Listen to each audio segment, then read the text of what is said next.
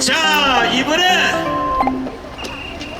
내란이라는 딱지를 붙여서 윤석열 대통령을 감옥에 가둔 이 반란 세력들이 도대체 누군지, 어떤 놈들이 이 짓거리를 했는지, 이놈들의 세포가 어디까지 뻗어 있는지, 이걸 그냥 두면 대한민국이 망할지 흠할지, 이걸 정답을 알고 있는 한때 빨갱이 소굴에서 두목을 지냈던 이동우 교수를 모시겠습니다.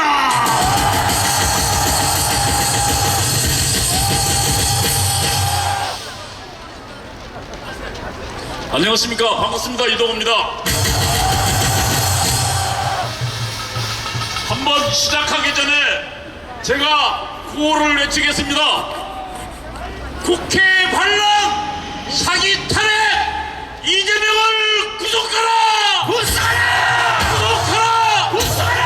구속하라! 구속하라! 반란 주먹 사기 탄핵 기획 박선호를 구속하라! 박사를 구속하라! 구속하라! 구속하라! 구속하라! 구속하라! 존경하는 대구 시민 여러분, 저희는 지금 내전 중입니다. 전쟁 중입니다. 그 전쟁은 단순히 여당과 야당과의 싸움이 아니라 대한민국을 장악하고자 하는 저 북한 김정은과 그들의 지령을 받는 저 주사파 일당들과의 물러설 수 없는 싸움을 우리는 진행 중입니다. 여러분, 이 탄핵이 그냥 이재명의 그냥 자신의 대통령을 위한 싸움 같습니까? 아닙니다. 그 안에 훨씬 더 심각한 내용들이 숨겨 있습니다. 여러분, 이번에 저들의 사기 탄핵의 진상들이 하나 둘씩 전부 드러나고 있습니다. 여러분, 그 모든 사람의 그 사기 탄핵의 핵심에는 딱 한 명으로 모여들고 있습니다. 그가 누굽니까? 박선원입니다. 여러분, 이 사기 탄핵의 기획자입니다. 여러분, 지금 우리 대통령을 내란으로 모은 게 두 가지 결정적인 게 있습니다. 하나는 국정원 1차장이라는 놈이 가짜 메모를 만들었습니다. 그런데 여러분 아시다시피 이제 그 메모의 정체가 드러나고 있습니다. 이자가 10시 25분에 대통령 개업이 됐는데 38분에 공태에 있었고 46분에 누구랑 통화했냐? 방첩사령관과 통화했습니다. 그리고 대통령과는 바로 그 7분 뒤에 통화했습니다. 그러면 이자가 46분에 적었다는 메모는 대통령하고 통화되기 전에 나온 메모입니다. 이게 조선일보에 나온 얘기입니다. 여러분, 그렇다면 이 홍장훈 이자의 메모는 바로 가짜 아닙니까? 여러분, 맞습니다! 그리고 제가 알기에는 이 메모는 4가지가 있는데 그 메모에 지금 가필된 흔적이 있습니다. 방첩사령관은 그 메모를 동양 파악하라고 준 메모입니다. 그런데 그것이 체포로 바뀌었는데 그게 가필된 겁니다. 그 가필된 거 제가 보기에는 이제 신의 한 수에서 필적 감정을 의뢰했답니다. 누구요? 박선원 거라 필적 감정을 의뢰했대요.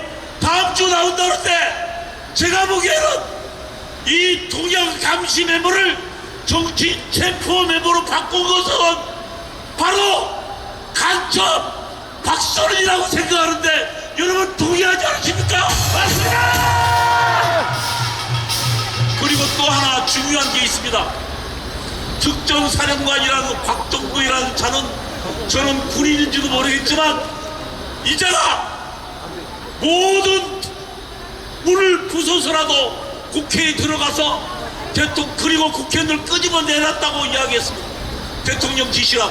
그런데 실제로 병력을 가지고 들어간 김현태 707 특임단장은 그런 지시는 없었다고 이야기했습니다. 그리고 맨 처음에 여러분 이자가 박선원하고 미리 만나서 김현태를 이렇게 증언했습니다. 박선원하고 미리 만나서 박선원이가 김병주가 뭘 줬냐면 박선원 김병주 둘이가 6일날 인터뷰를 했는데 5일날 이미 메모를 줬다는 겁니다. 그리고 어떻게 답할지 그거를 김현태하고 상의했다는 거예요. 여러분 저 사진 한번 띄워보세요. 박선호라고 만나는 그거 말고요. 그 앞에 그 앞에 이 사진요. 여러분 이게 12월 6일입니다. 그런데 김현태 단장의 질문에 따르면 12월 5일날 이미 저 질문지가 나왔다는 거예요. 그러면 그리고 박종근이는 뭐라고 이야기했습니까? 이 인터뷰 때 이론을 끌어내라 그랬어요. 헌법재판소에서요. 그런데 옆에 박선희가 뭐라고 하니까 작은 소리로 국회의원을 하니까 그 옆에 김병주라는 놈이 국회의원을 끌어내라는 것이지요 라고 묻어요. 그러자 곽종근이 네 국회의원 맞습니다 이렇게 갑니다. 여러분 여기서 아니 당일날 국회에 국회의원 190명이 들어가 있었고 보좌관이 국회의원 한 명당 10명입니다. 그러면 못 잡아도 1000명 이상이 들어가 있어요. 여러분 특전사 15명이 1000명 어떻게 끄집어냅니까? 제가 보기에는 김영원 국방장관 말이 훨씬 더 타당하고 일리가 있습니다. 야 거기에 15명 밖으로 끌어내라. 처음에 곽종근도 그렇게 이야기했습니다. 요원을 끌어내라고. 그런데 그것이 뭐로 바뀌었습니까? 바로 국회의원 끄집어내라는 거로 바뀌어서. 그러니까 이 두 명의 중요한 증언에 누가요? 박선호이가 있습니다. 여러분 박선호이가 누굽니까? 2006년도에 1심의 간첩단 사건이 터졌습니다. 이 사진 한번 띄워보십시오. 이게 2006년도에 1심의 간첩단 사건입니다. 그 사건 때 국가정보원이 지금은 간첩수사권도 다 없어졌지만 당시는 간첩수사권이 있었어요. 국가정보원이 간첩사건을 수사하다 보니까 약 80만 건 대형 트럭으로 하면 큰 트럭 2대 분량의 문건이 북한으로 넘어갔다는 사실을 발견했습니다. 그래서 그것이 어디 쪽으로 나왔나 보니까 당시에 청와대 안보전략비서관이던 박선호에게 나왔다는 사실을 인지하고 노무현 대통령한테 국가정보원에서 이 사람을 수사해야겠다고 허락받으러 갔는데 나오다 잘렸습니다. 그 사람이 박선호입니다. 그런 노무현 비호할에 1심의 간첩단 사건에 연루되지 않았고 그리고 문재인 정부의 어제 아예 국가정보원에 들어가서 국가정보를 완전히 장악했습니다. 기획조정실장 그 다음에 국정원 1차장을 했습니다. 여러분 그게 박선호입니다. 여러분 그 박선호이 지금 대한민국의 대통령을 내란 수견을 몰았습니다.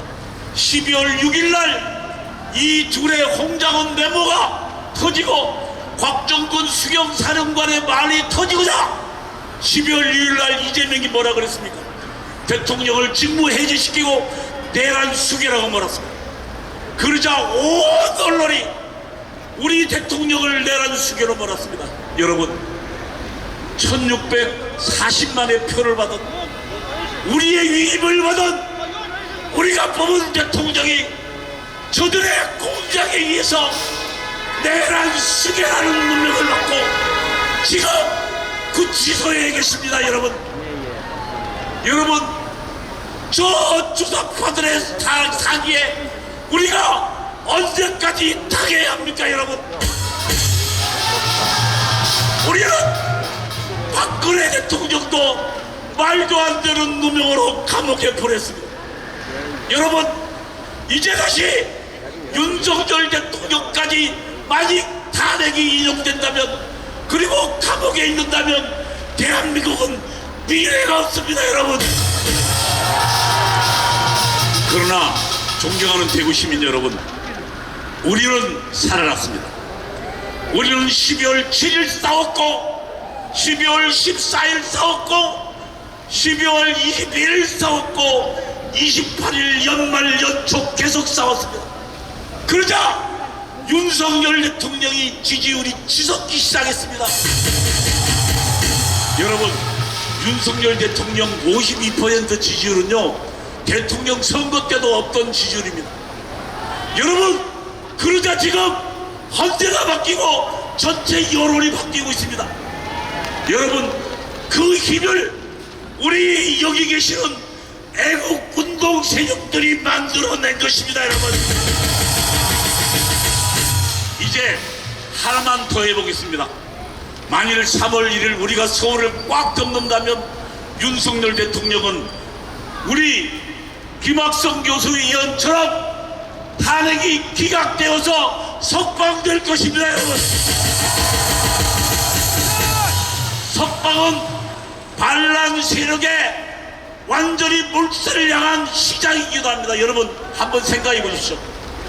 광화문 애국 세력과 윤석열 대통령의 힘을 합치면 우선 대통령을 불법으로 감옥 보낸 이 사람들을 전부 잡아들일 것입니다. 오동훈 공수처장, 국가수사본부장, 그 다음에 저기 검찰 비상겸 특별수사본부, 이거 전부 감옥에 넣어야 되지 않겠습니까, 여러분? 그리고 또 하나 훨씬 더 중요한 게 있습니다. 여러분, 4월 12일이면 문영배하고 이미선이 나옵니다. 그러면 대통령이 헌재 패널 2명을 더 임명할 수 있습니다. 그러면 더불어민주당을 통합진보당처럼 위헌정당 18을 내서 아예 해산시켜버리는 것입니다. 여러분, 그 꼴보기 싫은 이재명부터 박선원까지 전부 170명 국회의원의 목을 때려는 것입니다. 여러분, 그 위대한 혁명의 날이 얼마 남지 않았습니다. 그 혁명을 향하여, 승리를 향하여 함께 나아갑시다. 여러분,